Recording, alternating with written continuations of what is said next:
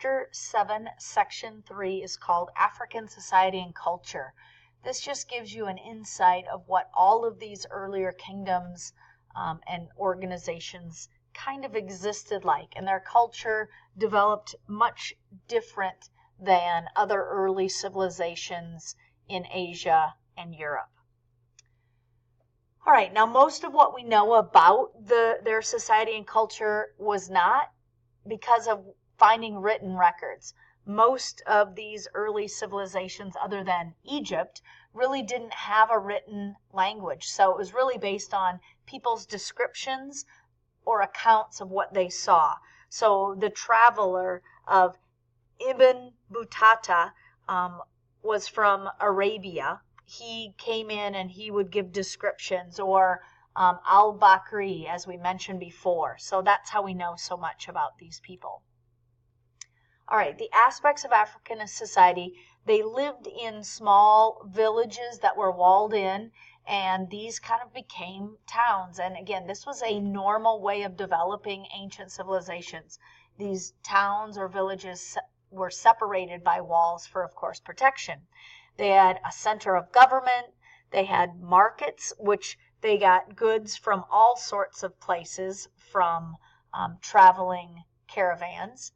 They had artisans, and artisans are a skilled worker, a skilled craftsman. These were in metalworking, woodworking, pottery, and many other things that we will talk about later on. The king and the subject, the relationship was fairly good because they definitely both benefited.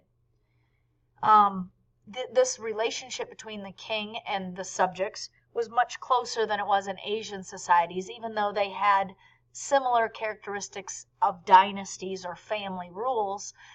They allowed people to voice their complaints. We kind of mentioned that earlier in one of the sections. Merchants received a lot of favors from the king, and in return, the king's treasury got a lot of money from the goods that the merchants bought and sold.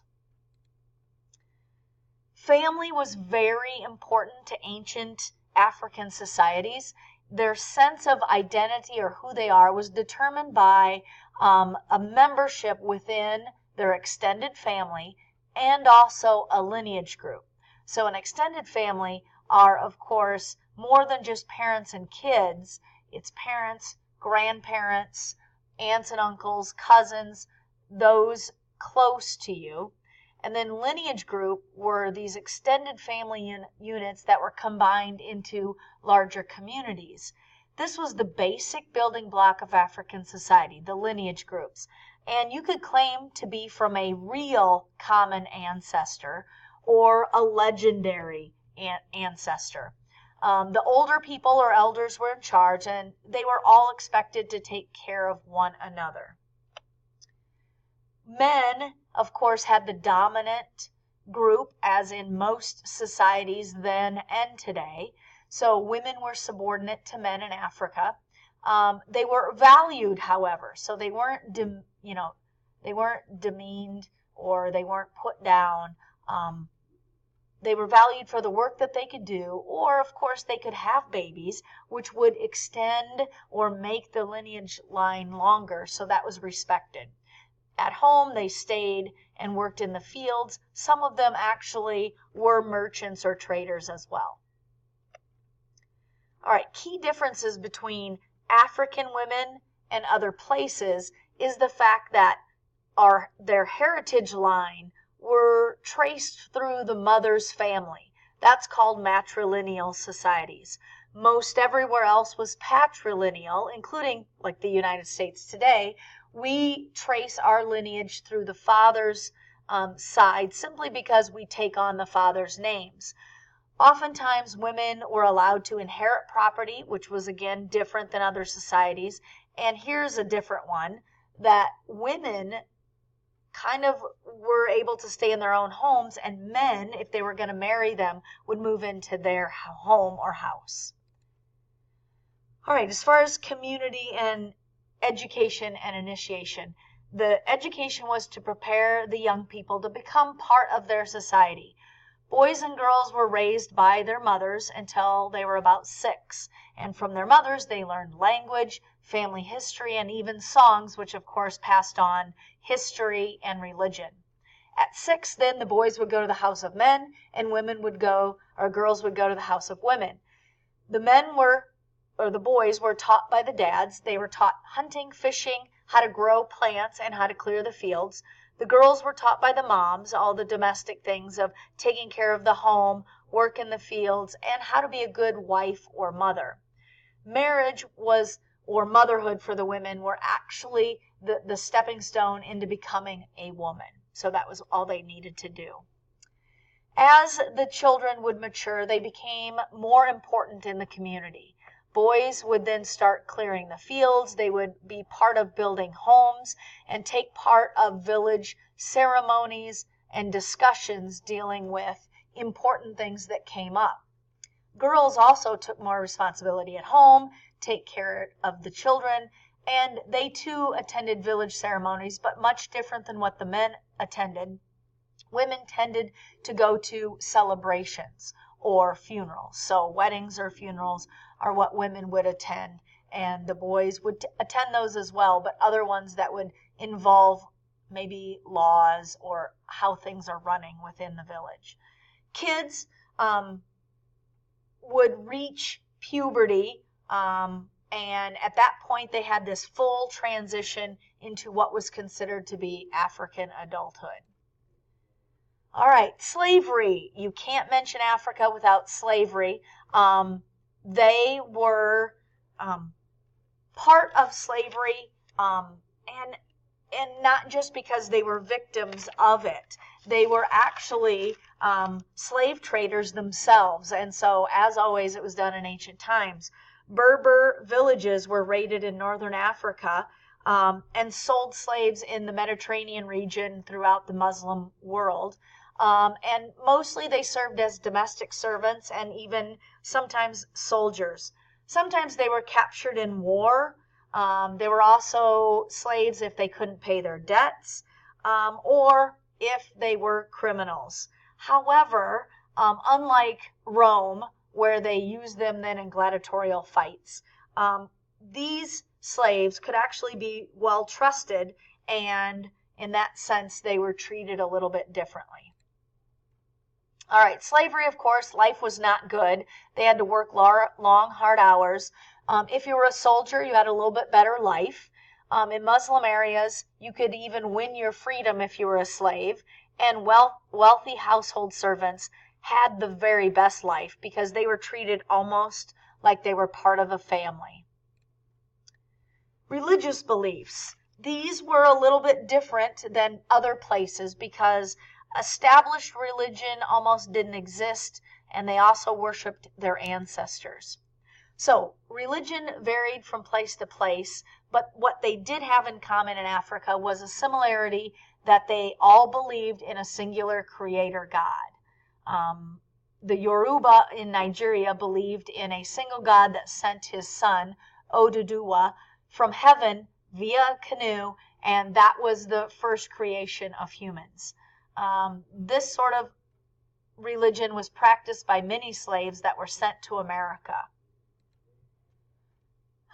They had a greater God or a stronger God, and then they had lower or lesser gods. The Ashanti in Ghana believed in the supreme being of Nyame, whose sons were also the lesser gods, and each one controlled something different, very similar to the polytheistic religions of ancient Greece and Rome. And again, you were to please the god to avoid angering him, and these gods then would be merciful if you did so. The way they communicated with the gods was, of course, through rituals. Diviners are people who believe that they have this power to communicate with the gods and also to foretell events, and they did this by working with supernatural forces. Many of the diviners were employed by the king because he wanted to be able to sort of predict the future, and they contacted these gods through the rituals and giving goods, grains, harvests, and they also had communication with their ancestors. So there were rituals dedicated to their family, their lineage, because they believed that they were already closer to the gods. And if they did that, then they could influence the lives of the living ancestors, because they would, of course, be looking out for them in the afterlife. Speaking of the afterlife, the human life, according to ancient African societies, had two parts: your on-earth life and then your afterlife. And they believed that their soul would float into eternity again, as well as those living ancestors perform those rituals to please the gods. All right, so moving on now to Islam. You can't mention Africa without the religion of Islam in association with the traditional religions that we just mentioned. Islam developed much more quickly in the northern coast because of the Arab conquest and being closer to the Middle East. Inland, it developed much slower, but it did, especially in the areas north of the Sahara. South, it was much slower. How was this done? Via trade. A lot of Muslim traders brought this new religion through personal conversations. They would mention things in the Quran. They would mention their God, Allah. And it was intriguing to a lot of the people, so a lot of them converted. Once rulers of Africa converted towards the end of the 10th century, south of the Sahara, then this Islam flourished much more further south in Africa. In Eastern Africa, it was gradual as well, because in Ethiopia, Christianity was already established. And so it took until the 12th or 13th centuries when that Swahili, that mixture of Arab and African culture, emerged. And these were mostly upper class people that converted at that point in Eastern Africa. The reason why Islam didn't necessarily develop quickly in sub-Sahara Africa was because it conflicted with a lot of the traditional beliefs. Again, Islam believed in one God, Allah, and they rejected any other god. So worshiping any sort of spirits that we've mentioned before, it wasn't okay to do. Men and women had different roles, and they were looked at as less equal in Islam. And the modest conservative dress of Islam didn't always jive with ancient Africa either. African culture. All right, the arts represented religion, and so did dancing. So there were different kinds of artwork. Rock painting, which was the earliest form, found in the Tassili Mountains in central Sahara, was found that they developed this art around 400 BC, and it depicted ancient life like ancient cave paintings in Europe. And so you would see hunting, trading, horse chariots for transporting goods, even the introduction of the camel. Wood carving. They carved mostly masks and statues, and these represented gods or spirits or even ancient ancestors within your lineage. Terracotta clay, terracotta, which is clay, or metal figurines. They represented gods or spirits or ancestral figures as well. Found near Nok in northern Nigeria from 500 to 200 AD, 500 BC to 200 AD. And this was the oldest known group to create these sculptures out of clay or metal. In the 13th and 14th century, you have the Efe, which was the capital of the Yoruba in Nigeria, that also used this artwork. Benin artists were influenced by the Efe people, and they created bronze sculptures of heads, mostly of kings and animals.